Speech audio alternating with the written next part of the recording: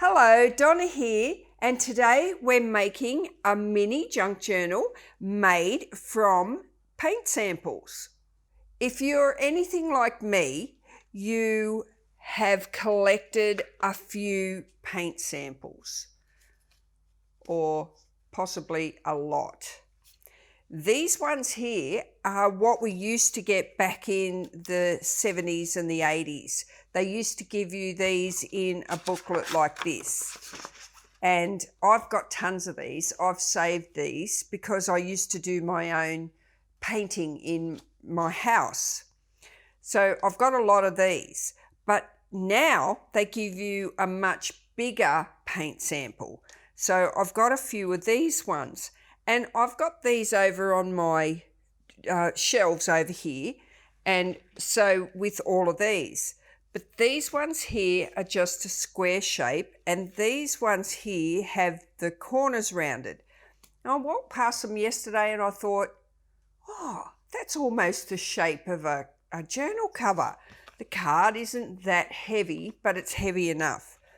So I looked at these and I visualised this. And it took me 15 minutes and I had this made. There's no embellishing. I didn't ink the corners. I didn't do anything. I just got stuck in and I put it together. So I'll show you what I've made. So I've got just some offcuts of tea-dyed paper. I wasn't going to use these anywhere else, so I thought it would be perfect to just cut them up. So I've just got a paint chip at the front, a paint chip at the back, piece of fabric for the binding, and the pages on the inside, and I've used deli paper in between, and I've just set them random. They're not even spaced evenly. They're wherever they fell, I put them in. So I've left the print. I haven't covered that up. It adds to the charm. And I'm going to put these, because they're nice and thin, I'm going to put these in the next journals I make. So I'll get and show you how I made these. I've used the 3-hole pamphlet stitch, and seriously, this took me not even a minute to sew this in. Now you could use these paint chips here. All you would need to do is cut that down to a nice shape and round your corners, and you've got these going. And I'll probably make one of this just to show you how nice these look. You can turn one up one way and one up the other because I don't want to cover my print.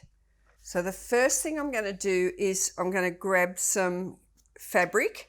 You can use whatever fabric you've got. I've already got my piece ripped because of the one I made yesterday, and it is 2.5 inches wide or 6.5 centimeters wide. Now I've just ripped it, and I'm going to rip it. I'll use this one because you can see it a bit better, and I'm going to rip it to the height of the paint chips. Don't want it any higher. A bit shorter is probably best, because it just gives that little bit of colour at the top and the bottom. Okay, so that's what we're doing with that part. Now this is an interfacing. It's an iron-on interfacing. You can just see the glue there. I'm going to cut that so that it's a bit smaller than my fabric. Now the reason I'm using this is just so the glue doesn't come through the fabric. So I'm going to put the glue side down. This is a non-woven interfacing. You can use woven or non-woven. So I'm just going to put that there. I'm not using any dye on this. You could certainly tea dye this. I'm going to put a bit of non-stick paper over the top and just iron this down. Right, so that was nice and quick. So it's just given me a nice firm bit of fabric. I'm going to fold it in half and just give it a light crease. So that's just given me a guide for the center fold. Now I'm going to get my glue. I use the Helmer fabric glue in Australia. The equivalent to this is the Fabri-Tac. I use it in the Sweet Sugar Bell squeezy bottle. It just works a lot easier and you don't use too much glue. I'm going to just use a squiggly motion and get some glue down onto the fabric, not in the crease. I don't want the glue in that crease at all.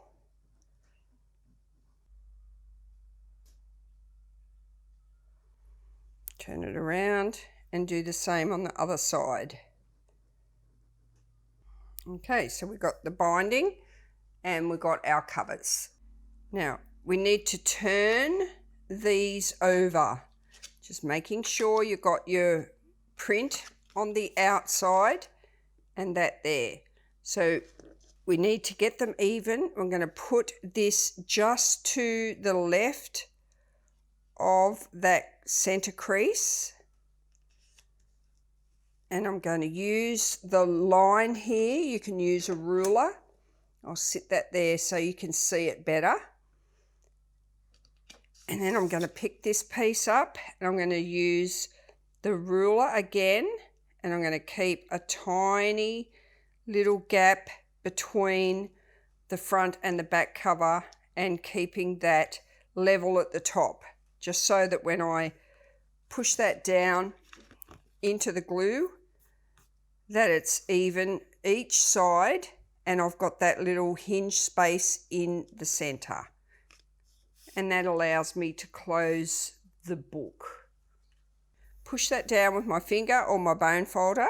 You notice I'm not going crazy with pushing it down with the glue, because this glue grabs really well on these paint cards. It doesn't need to be kept on pushing with my fingers, because if you keep pushing with your fingers, that's what's going to push the glue through the fabric. So you don't need to.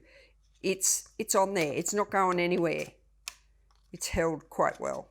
You can decide whether you want the orange for the front or the grey for the front. Whatever colours you choose, you can have it that way.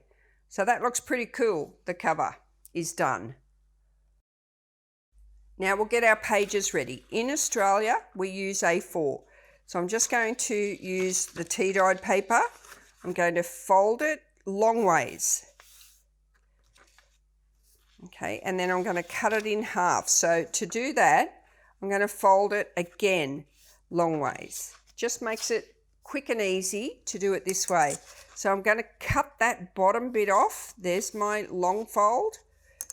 I'm just going to cut that bottom bit off there to release my 2 pages. There's 1 page and 2 page. I'll do it again. Fold it long ways, right down the center. All I'm doing is getting the center. So I've got 1 page there and 1 page there. By folding it in half, it saves me measuring it, and I just do that and cut off the bottom. It just eliminates 1 step of measuring. So there's another page and another page. So if we were to put them together, so I'll alternate this.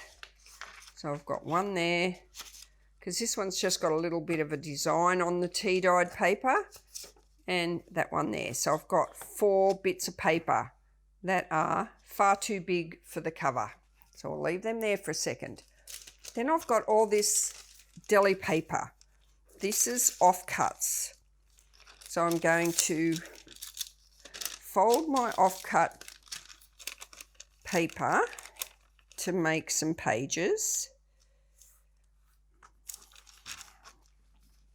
and just sit them there as well. That one's all ready to go. So there's 2. I'm gonna make 4 of these deli paper pages. There's 3, and I need 1 more. So I've got one here with some butterflies on it that I had left over from something else.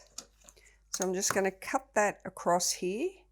This is a good little journal to use up your offcuts, and they don't have to be matching. So if you want all of that butterfly in there, I'm just going to fold it that way. I know it's going to fit, because I'm cutting it wider than I need it to be. Okay, so there's my 4 pieces of deli paper. Now I'm just going to put them in here. So I'll put one in between each tea-dyed piece of paper. You could start off with one at the front if you wanted to. So instead of that one being in the center, you could have it here at the front. Now you see how they're all random? It's up to you whether you want to straighten them up or keep them random. So we'll just do that. So what I'm going to do now, I've got my tea-dyed papers all in there and squared up. And I'm just going to trim the top of that one to get that 1 pass and 2 pass. I never try and cut all the way through my papers in 1 pass. So I'm just going to sit that back in there, level with the top. There. I'm going to lay it back on the table and get my pencil and mark a line there. And that line there. So I know that's where I need to cut off the bottom. So just on the left of that line, so I cut that line away. I'm going to do the same again. 1 pass, a 2nd pass a bit deeper until they all cut off and get rid of them. I'm holding these so they don't move. I'm going to put them back into my mini journal and I'm going to do the same again, holding them nice and still. I'm going to put a line right there to mark where the journal finishes there on the edge. Holding it still so nothing moves here in the whole group of pages. This is called a signature, the group. Same again, shallow pass, then a heavier pass until I get all the way through.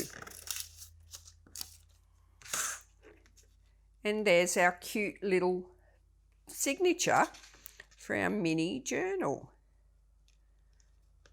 Okay. Now the corners are round on here. So what I did on my first one was I rounded the corners on here. You can do that now or you can sew it in and then do it second. So I'm going to sew it in first just so that none of these pages move and they're all nice and straight. I'm going to get myself a clamp and just by opening that up there with my fingers in the center, holding everything so nothing moves, I'm just going to put a clamp on the back of that so that I know it's all even, top and bottom and left and right. Now I'm going to make this a very quick little journal to make. I'm not making a template to punch in my holes. I'm just going to find the center. You can measure, but I'm just going to use my eye and I'm just going to close my little journal and I'm just going to push my pokey tool all the way through from the center until it comes out the fabric. And that's why we left that little gap there, so we can use it as a hinge and to do the binding. So pushing that through right there. Making sure it's not moving out of my way. Then I'm going to do the same. I'm just going to come down using my eye just under an inch, a smidget, and push it through again, through to the other side, and the same on the other end, coming up, and I'm just pushing through all of those pages. And I've made myself 3 holes. I'm going to leave the pokey tool there because I think we'll still need it. And I've got 3 holes poked all the way through from the inside to the outside. Now I'll get my needle and thread and we'll start sewing. I'm just using a black upholstery thread. This is it in the brown. The black, I've got it on my sewing machine. So I'd get this from Spotlight in Australia. It is just called polyester upholstery thread. So I've got it in the black and I use a bookbinding needle that's nice and strong. If you haven't got a pokey tool, you might be able to use a good strong needle to poke through your holes as you go. So I'm going to start sewing from the inside, and this is where I'm going to go a bit faster here. I'm going to close my book, all but close, because that's how I poke my holes. I'm just going to hold my thread here in the center. I'm going to turn it over. I'm going to all but close my book again to find my hole here. I'm going to come back to the inside. I'm going to miss that hole there. All but close my book again to come back to the outside. Holding my thread out of the way here. All but close my book again to come back through the center hole to the inside. So one of the threads have to come on this side of this thread and one on that side. Just going to cut that thread off a bit shorter. I'm going to pull it tight following the stitches, not that way, following the stitches this way. Tie a knot in the center and a second knot to make sure it stays there forever and a day. You can cut these threads off as short and as long as you like. I cut them off a bit shorter because I'm using a tie on the outside. I didn't want the tie to compete with the dangly threads. So now I just train that to keep closed. So now all that's left to do is round the corners, and that little book is done. Oh, I don't do the deli pages, I just leave them. I'll fast forward this bit and I'll be back in a second. And there it is, all done. And of course you can embellish the cover and do whatever you like on that. So we'll just embellish the front now, just with a removable embellishment. I think that's all this needs. This is just a little piece of sari. Hopefully it's big enough. I might only just get a knot on it rather than a bow. Enjoy making your mini junk journal made from paint samples. I'd love to see what you make, so please share some photos with me. I'm Donna. Bye for now.